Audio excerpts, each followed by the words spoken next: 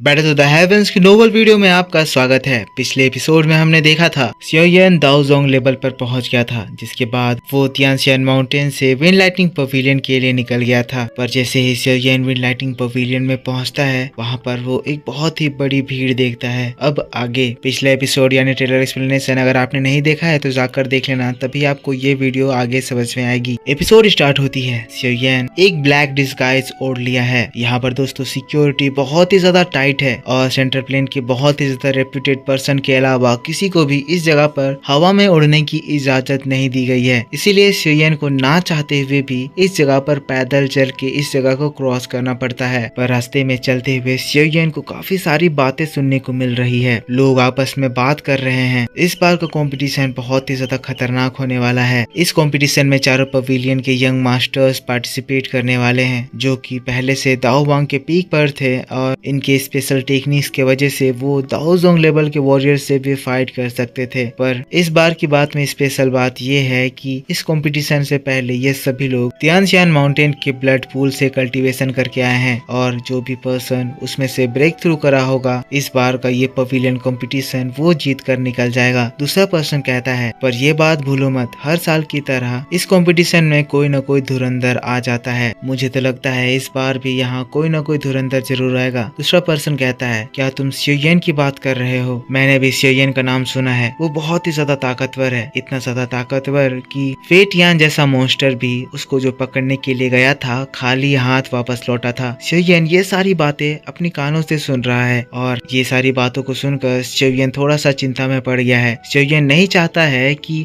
सब जगह पे वो इतना ज्यादा पॉपुलर हो जाए। इस विंड लाइटिंग पवेलियन में भी इसकी पॉपुलैरिटी इतनी ज्यादा बढ़ गई है। इससे दिक्कत ये हो सकता है कि सियोयन का नाम हॉल ऑफ सोल तक पहुंच सकता है और अगर हॉल ऑफ सोल को पहले से पता चल गया कि सियोयन यहाँ सेंट्रल प्लेन में आया हुआ है, तो या तो ये लोग सियोयन को मारने के लिए अटैक कर सकते हैं या तो यालाओ को कैद करने के लिए अपनी डिफेंस को बढ़ा सकते हैं। अब सियोयन आगे पैदल चलता जा रहा है। जितनी ज्यादा आगे सियोयन जाता है उतनी ज्यादा भीड़ यहाँ बढ़ रही है। लेकिन तभी आसमान में एक बहुत ही तेज साउंड जनरेट होती है। सभी लोग ऊपर देखते हैं। समझ में आता है ऊपर एक 7 कलर्ड क्रेन माउंटेन की टॉप की ओर जा रहा है। तो दोस्तों मैं आपको बता दूं कि यहाँ जिस लेवल पे सियोयन चल रहा है ये बॉटम लेवल है और जिस जगह पे वो कंपटीशन होने वाला है वो अरीना यहाँ से 300-400 फीट ऊपर आसमान पे है। सियोयन भी पीछे से देखता है। 7 कलर्ड क्रेन को देखकर सभी लोग पहचान जाते हैं कि ये फेंग चिंग है, यानी कि मिस फेंग। सियोयन पीछे से देखता है, उसे भी समझ में आता है कि ये मिस फेंग ही है। लेकिन इसको देखने के बावजूद भी सियोयन मिस फेंग की ताकतों के बारे में कुछ भी अंदाजा नहीं लगा पाता है। सियोयन अपने मन में कह रहा है, क्या ये मिस फेंग के चारों ओर कोई बैरियर बना हुआ है जो कि मुझे इसके अंदर झांकने से रोक देता है? ये मिस फेंग मुझे चारों पवेलियन के यंग मास्टर में से सबसे ज्यादा खतरनाक लगती है। मैं सभी को देखा हूँ पर उन सभी से ज्यादा टैलेंटेड और स्ट्रॉन्ग मुझे ये मिस फेंग ही लगती है और इसीलिए मुझे ये लगता है कि इस बार की कंपटीशन भी मिस फेंग ही जीतेगी। सियोयन ये सब इसीलिए कह रहा है क्योंकि सियोयन को अंदाजा है कि शायद मिस फेंग दाओवांग लेवल से ब्रेक थ्रू करके दाओजोंग लेवल पर पहुंच गई है और इसीलिए भी कह रहा है क्योंकि विंड लाइटनिंग पवेलियन को लेकर सियोयन के मन में डर भी बैठा हुआ है। सभी लोग वहां पर बातें कर रहे हैं कि इस मीटिंग के लिए चारों पवेलियन के हेड आ चुके हैं। जल्द ही ये सेरेमनी स्टार्ट होने वाली है। सियोयन जैसे ही आगे बढ़ता है, थोड़ी दूर के बाद उसे बहुत ही ज्यादा सिल्वर ट्रीज दिखते हैं। ये सिल्वर ट्रीज में एक भी पत्ते नहीं है, पर ये सिल्वर ट्रीज बहुत ही ज्यादा खास है क्योंकि इन सिल्वर ट्रीज में से स्ट्रॉन्ग लाइटनिंग उभर रही है। पता चलता है कि ये विंड लाइटनिंग पवेलियन में जो ये इतनी ज्यादा लाइटनिंग एनर्जी है,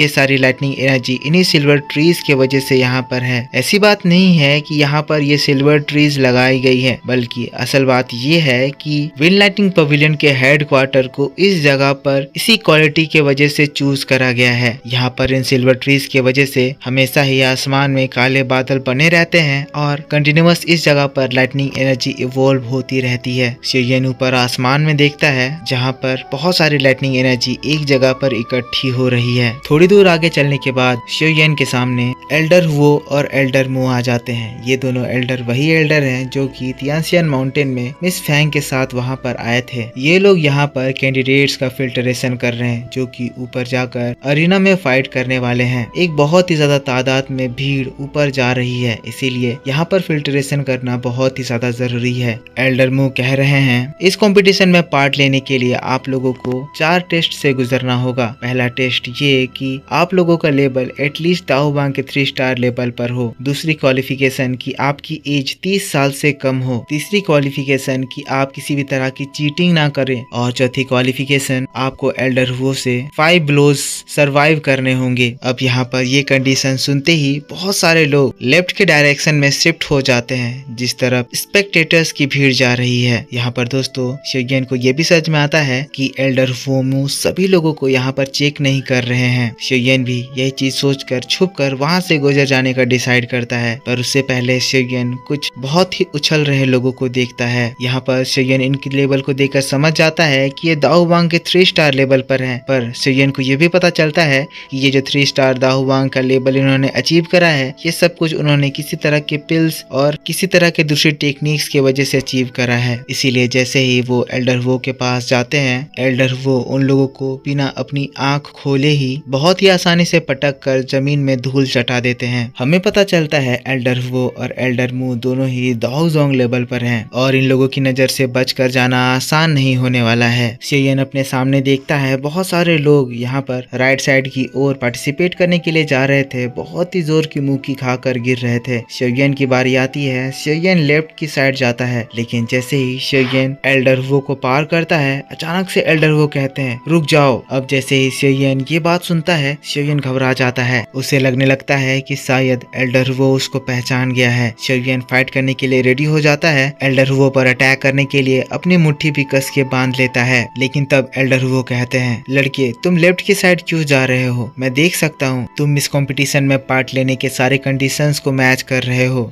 एल्डर वो की ये बात को सुनकर सभी लोग ही हैरान हो जाते हैं, लेकिन ये बात को सुनकर शियोयन की जान में जान आती है। शियोयन कहता है मैं इस जगह पर किसी भी तरह के कंपटीशन में पार्ट लेने के लिए नहीं आया हूँ, मेरा यहाँ पर आने का मोटिव किसी को ढूंढना है। ये कहते हुए शियोयन फिर वहाँ से आगे बढ़ने लगता है, लेकिन ये चीज सुनकर वहाँ आपस में लोग एक दूसरे से बातें करने लगते हैं। एक तरह का कमोशन मच जाता है जिसको देखकर एल्डर मू वहाँ पर आती है। वो एल्डर वो से कहती है क्या हुआ, कोई बात है क्या? तब एल्डर वो कहते हैं मुझे इस लड़की को देखकर कुछ अजीब सा फील हुआ। लेकिन फिर दोस्तों यहाँ से सीन शिफ्ट हो जाता है और अब समय है कि जो भी लेफ्ट साइड के लोग हैं वो उस 400 फीट अरीना में जाएं। जैसे ही शियोयन उस अरीना में पहुंचता है देखता है यहाँ तो और हजारों की तादाद में लोग पहले से भरे हुए हैं। शियोयन यहाँ पर सेंस भी करता है कि इस जगह की लाइटनिंग एट्रीब्यूट बहुत ही ज्यादा है। इसका रीजन ये है कि ये जो जगह है ये उसी सिल्वर ट्री के ऊपर बनी हुई है। शियोयन को समझ में आता है कि ये वही जगह होगी जहाँ पर विंड लाइटिंग पवेलियन के लोग ट्रेनिंग करते होंगे। अब धीरे धीरे करके वहाँ पर लोग इकट्ठा होने लगते हैं और भीड़ लगातार ही बहुत ही ज्यादा बढ़ने लगती है। पर शियोयन की नजर सामने जाती है, सामने में लकड़ी के कुछ सीट बने हुए थे, ये सारी के सारी सीटें खाली थी। शियोयन जिसके बाद आराम से बैठ जाता है, अपनी आंखें बंद कर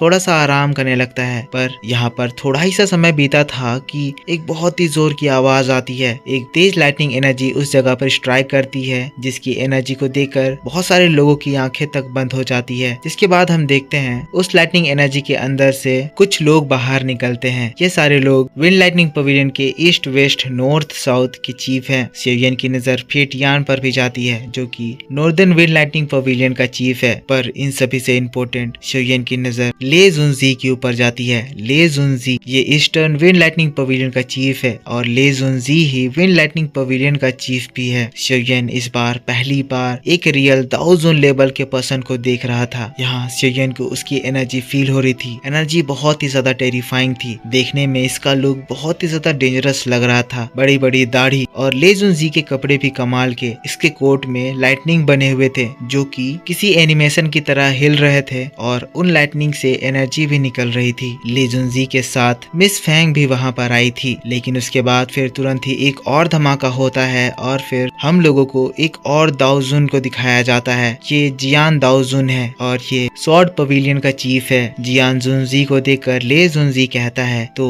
यहाँ पर आने वाले तुम सबसे पहले पर्सन हो। जियान जुनजी के साथ टांग जिंग भी आया था जो कि बहुत ही ज्यादा पोलाइट लग रहा था। वही जियान जुनजी जिसकी हाइट बहुत ही ज्यादा कम लग रही थी, पर वही इसकी एनर्जी बहुत ही ज्यादा टेरिफाइंग। और उसी के बाद एक और धमाका होता है और इस बार क्वान जुनजी की एंट्री होती है। क्वान जुनजी येलो स्प्रिंग पवेलियन का चीफ है और इसके साथ वांग चैन आता है और फिर पीछे पीछे। इसके बाद हवा का एक बहुत ही तेज झोंका आता है और उस व्हर्लपूल में हम लोगों को फेंग जुनजी निकलता हुआ दिखाई देता है। फेंग जुनजी को देखकर सियोयन एकदम अलर्ट हो जाता है। फेंग जुनजी के साथ मुकिन भी आई हुई थी। यहाँ पर फेंग जुनजी का अपीयरेंस बहुत ही ज्यादा स्ट्रॉन्ग लग रहा था। सियोयन बातें याद करने लगता है कि मास्टर यालाओ ने कहा था कि तुम फेंग जुनजी पे पूरा भरोसा कर सकते हो, लेकिन सियोयन कह रहा है कि अभी वो यहाँ अकेला है और वो इतने स्ट्रॉन्ग पर्सन के सामने डायरेक्ट जाने की गलती नहीं कर सकता है। अगर मामला बिगड़ गया तो सियोयन बहुत बड़ी मुसीबत में पड़ जाएगा और फिर सियोयन को बचाने वाला कोई भी नहीं होगा और सियोयन के मास्टर यालाओ और उसके फादर हमेशा हमेशा के लिए हॉल ऑफ सोल के पास कैद होके रह जाएंगे। पर इसी सारी इंटेंस माहौल के साथ बैटल टू द हेवंस का ये नोवेल एक्सप्लेनेशन इस जगह खत्म होता है। सीन्स मिसमैच हो रहे हैं क्योंकि रियल एपिसोड अवेलेबल ही नहीं है।